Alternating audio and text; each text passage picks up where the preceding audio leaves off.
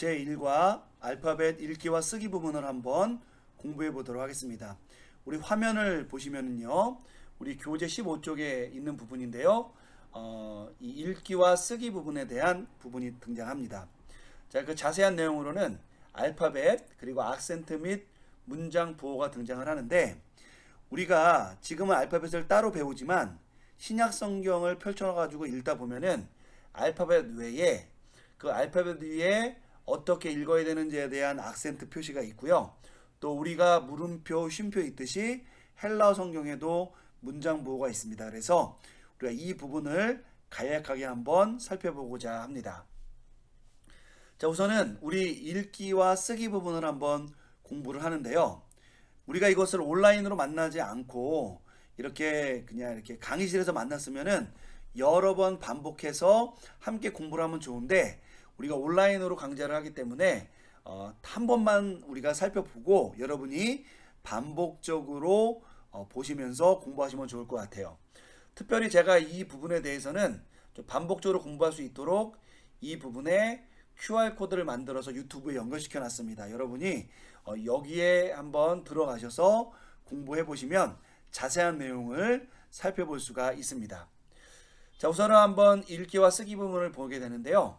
제가 여기 보면은 발음법을 한국형 에라스무스식 발음법이다라고 얘기했습니다. 이게 뭐냐면, 에라스무스식이라는 건 뭐냐면 우리 그 인문학자 에라스무스가 복원한 그런 발음인데, 이 말은 요즘은 꼭 에라스무스가 복원한 발음을 쓴다라는 것이 아니라 그 헬라어를 배우는 자국민의 발음법에 헬라어 철자를 적용해서 발음하는 것, 요거를 이제 에라스무스식 발음법이라고 얘기를 합니다. 그래서 저도 한국형 에라스무스식이라고 해서 우리말의 어법에 맞춰서 발음을 조정해서 이제 이렇게 좀 발음을 배워보고자 합니다. 여러분이 그렇게 이해하시고 공부하면 되겠습니다. 자, 우리 도표를 보면요, 이 헬라어의 여러 가지 특징이 등장하는데, 우선은 소문자 그리고 이름이 있습니다. 자, 우리 생각하기에는 일반적으로 영어도 대문자도 있고 소문자도 있는데 왜 소문자를 배우느냐? 우리가 보고 있는 성경의 인쇄본이 주로 소문자로 기록되어 있기 때문에 그렇습니다. 원래 성경을 기록했을 때에는 대문자로 성경을 기록했는데, 이것이 필사하던 과정 중에 한 8, 9세기 정도에 어간이 되면서 소문자로 필사하는 것이 더 빠르고 효과적이라는 어떤 판단 때문에 소문자 체계가 도입이 됐고, 성경을 인쇄하게 됐던 이 종교개혁 시대 혹은 이 르네상스 시대에 그들이 헬라어 성경을 인쇄할 때 소문자 필사본을 가지고 활자를 뜬 거예요. 왜냐하면 대문자 필사본이 그 당시에 발견되지 않았기 때문에, 또 참조할 수 없었기 때문에. 그래서 소문자 필사본을 가지고 성경을 인쇄하려고 하다 보니까 활자를 그렇게 띄게 됐고, 그렇게 되고 나서 인쇄본이 돌고 나니까 소문자가 표현이 돼버리게 된 겁니다. 그래서 우리가 성경을 읽을 때, 오늘날 성경도 소문자를 기본으로 해서 되어 있고요. 그래서 우리가 소문자를 배우고, 물론 문장의 첫 부분이나 또 인명이나 중요한 부분에서는 대문자가 사용이 되거든요. 그래서 이렇게 우리 후에 대문자도 한번 살펴보도록 하겠습니다. 그리고 이제 이름 이후에 음가라는 게 있는데, 이거는 발음법이죠. 그리고 분류는 자음이냐 모음이냐라는 것으로 분류가 됩니다. 그리고 이제 숫자적 가치가 있는데요. 우리가 1, 2, 3, 4 이런 거는 아라비아 숫자잖아요. 근데 헬라어가 처음 사용됐을 때에는 아라비아라는 어떤 나라가 없었잖아요. 그리고 그 아랍족이라는 것이 없었어요. 그러다 보니까 이제 이 숫자를 나타낼 때 아라비아 숫자를 쓰지 않고 헬라어를 가지고 숫자를 표현했는데, 이제 여러 표현 방법 중에서 하나로 이 알파벳 철자에 숫자의 가치를 부여한 겁니다. 그래서 이게 A처럼 생긴 이게 알파거든요. 이 알파에 숫자 1의 개념을 집어넣은 겁니다. 그래서 이렇게 알파벳 쓰고 나서 위에다 이렇게 탁 찍잖아요. 그럼 얘가 숫자 1이 되는 겁니다. 그래서 이렇게 표시할 수도 있는데, 이제 오늘날에는 이것을 그냥 우리가 숫자 아라비아 숫자로 1이다 이렇게 표현한 것이죠. 그죠? 로마자도 숫자를 이렇게 표시하죠. 1을. 그러니까 이 당시에도 아라비아 숫자가 없었기 때문에 이렇게 로마자로 표현을 한 겁니다. 그러니까 숫자를 표현하는 방식은 이제 각각이 다 달랐다라고 이해하시면 되겠고, 오늘날에는 아라비아 숫자로 통일된 것이다라고 보시면 됩니다. 자, 우리 그러면은 우선은 천천히 우리 한번 이 소문자를 통해서 철자의 이름과 음과를 살펴보도록 하겠고요. 자세한 것은 이 QR코드를 통해서 여러분이 공부하시면 되겠습니다. 자, 한번 보겠습니다. 알파, 따라해 보겠습니다. 알파, 베타, 감마,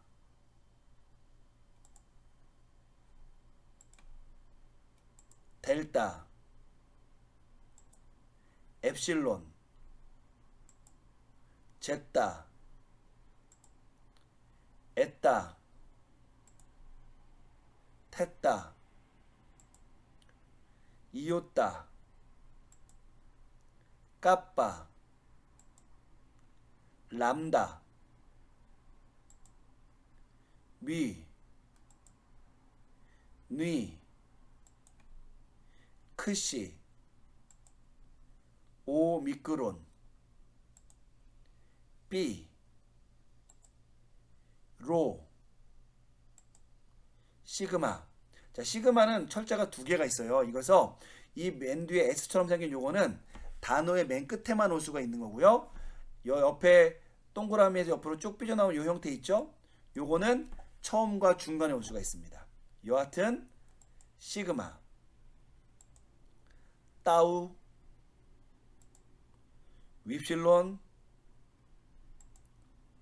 피, 키, 푸시, 오메가 이렇게 됩니다. 여러분, 이 눈으로 살짝 보면서 이 형태를 보면 되는데, 이거는 제가 한번 말씀드린다고 외워질 수 있는 건 아니니까 여러분들이 반복 학습을 통해서 익숙하게 해야 되겠고요. 어쨌든 우리가 결과적으로 보면 알파, 베타, 감마, 델타 이렇게 쭉 알파벳 이름을 외우잖아요. 근데 여러분, 이거를 외워야 될 이유는 뭐냐면, 이 알파벳의 첫 음가가, 첫 소리가 이 철자의 음가가 되기 때문에 그런 거예요. 그러니까 쉽게 말하면 무슨 말이냐면, 우리가 이 철자를 알파라고 불렀잖아요. 근데 이 알파라는 것의 음가는 뭐냐면 아예요. 자, 우리가 이렇게 생긴 형태를 베타라고 했잖아요. 그러니까 이 베타의 음가는 부가 되는 겁니다. 자, 일반적으로 우리가 자음이 오면 으라는 소리를 집어넣어서 음가를 나타냅니다. 그래서 한번 보겠습니다. 알파는 아 혹은 긴 아, 베타는 부, 감마는 그, 델타는 드, 엡실론은 에, 제타는 즈. 엄밀히 말하면 z예요.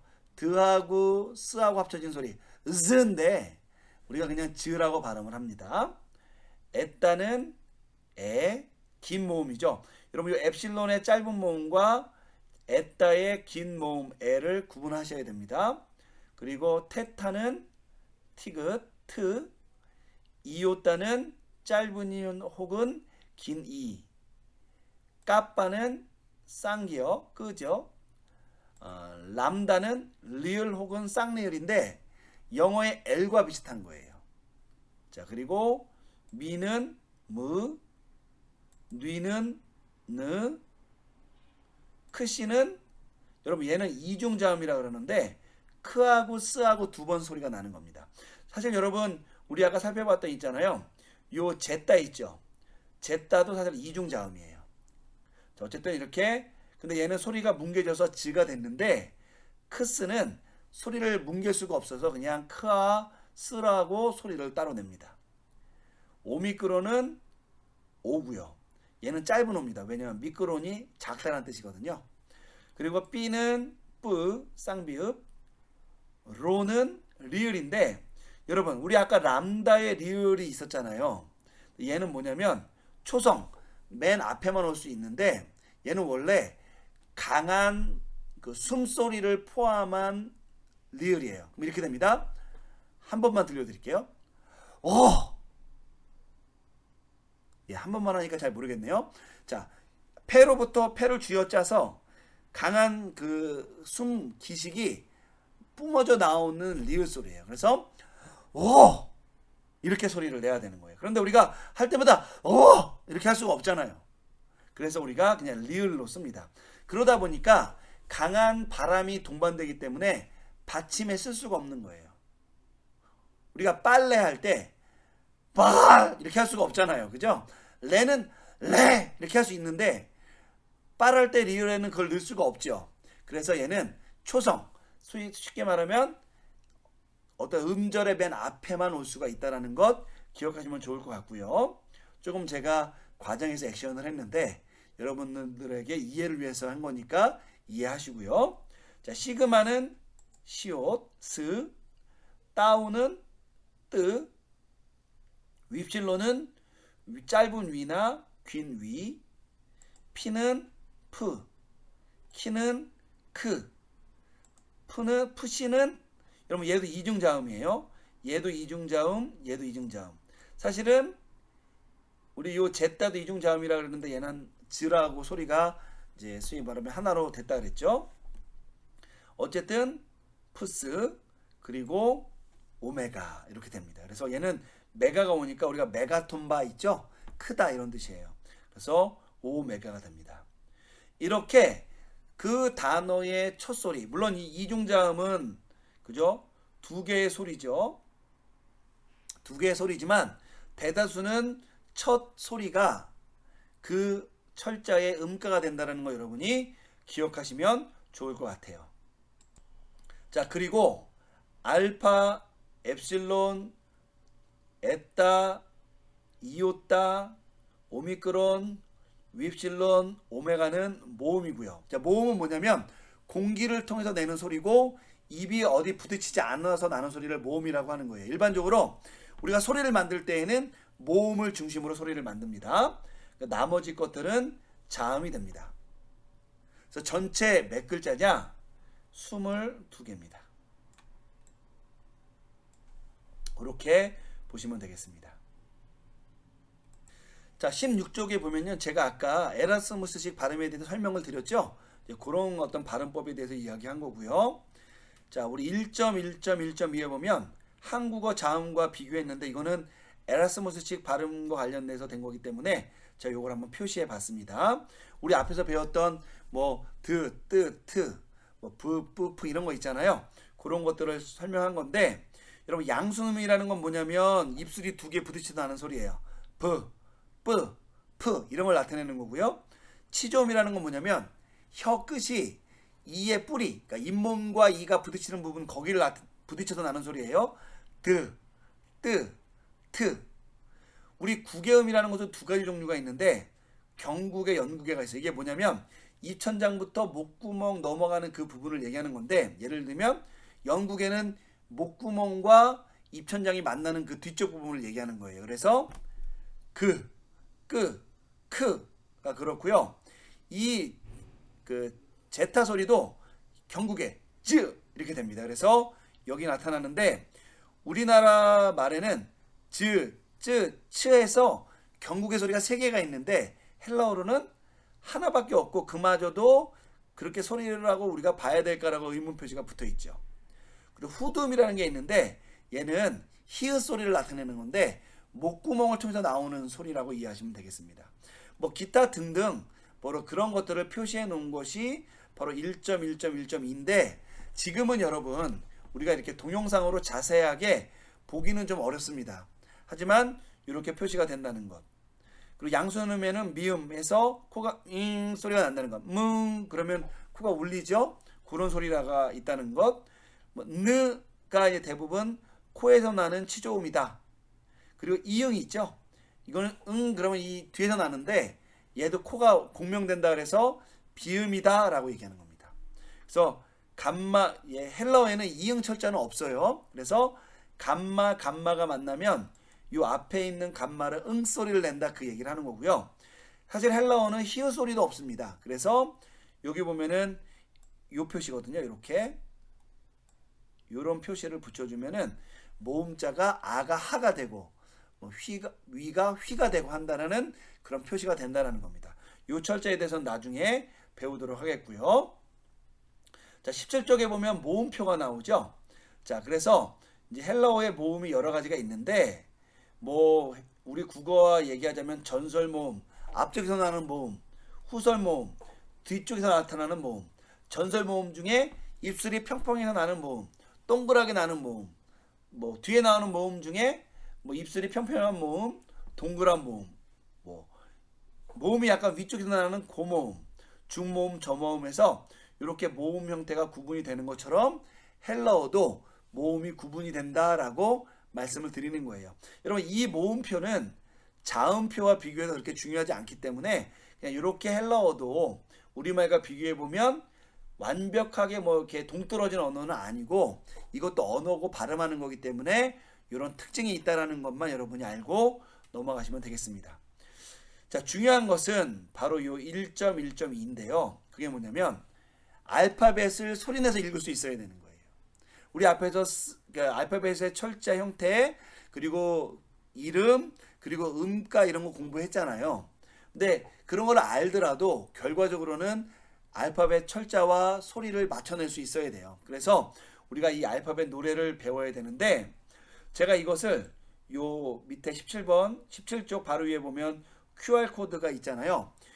요거를 이제 녹음을 해놨습니다. 그러니까 여러분이 요 알파벳 노래를 요 QR 코드를 통해서 반복적으로 공부해 보면 도움이 되겠습니다. 하지만 못하는 노래지만 그래도 한번 노래를 한번 불러보고 넘어가도록 하겠고요. 이거는 반짝반짝 작은 별 있죠?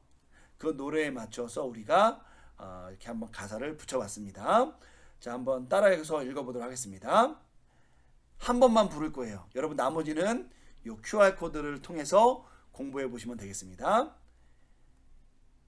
알파 베타 감마 델타 엡실론 제타 에타 테타 이오타 까빠 람다 미니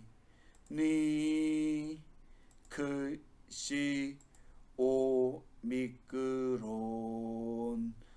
비로 시그마 따우 윕실론 피키 부시 오메가. 자, 여러분 스스로 노래를 부르다 보면 저보다 더 잘할 수도 있고 못할 수도 있는데 중요한 건 노래가 아니라 이제 요 알파벳 철자와 그죠?